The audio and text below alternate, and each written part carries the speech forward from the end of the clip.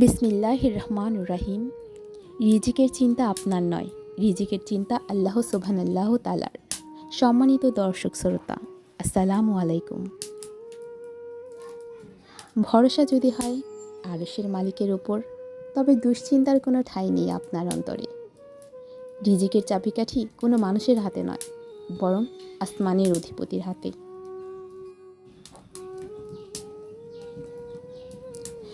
আল্লাহর সাথে আপনার সম্পর্কের গভীরতা আর বিশ্বাসের স্তর যদি মজবুত হয়, তবে কি হবে বা কিভাবে হবে, এই ভয় আপনাকে কখনো বিচলিত করতে পারবে না।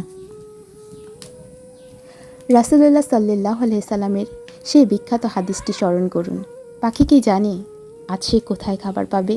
না, সে কোনো সঞ্চয় ছাড়াই সকালে খালি পেটে বাসা থেকে বের হয়, অথচ দিন শেষে মহান আল্লাহর অশেষ মেহেরবানিতে ভরা পেটে নিরে ফিরে আসে।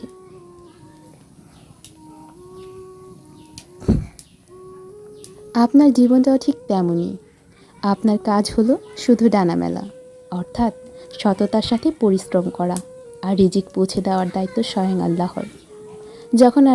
যখন আপনার বিশ্বাস এই স্তরে পৌঁছাবে যে যিনি সৃষ্টি করেছেন তিনিই রিজিক দেবেন, তখন অভাবের মাঝেও আপনার মন প্রশান্তিতে ভরে থাকবে। মানুষের দুয়ারে নয়, হাজিরা দিন সেই উপরওয়ালার দরবারে। তিনি এমন সব উৎস থেকে আপনার ব্যবস্থা করে দেবেন যা আপনি কল্পনাও করতে পারবেন না। মনে রাখবেন, তকদিরের মালিক যখন আল্লাহ, তখন দুশ্চিন্তা করার মানে নিজের ঈমানের প্রশ্নবিদ্ধ করা। তার উপর ভরসা রাখুন, তিনি আপনার জন্য যথেষ্ট।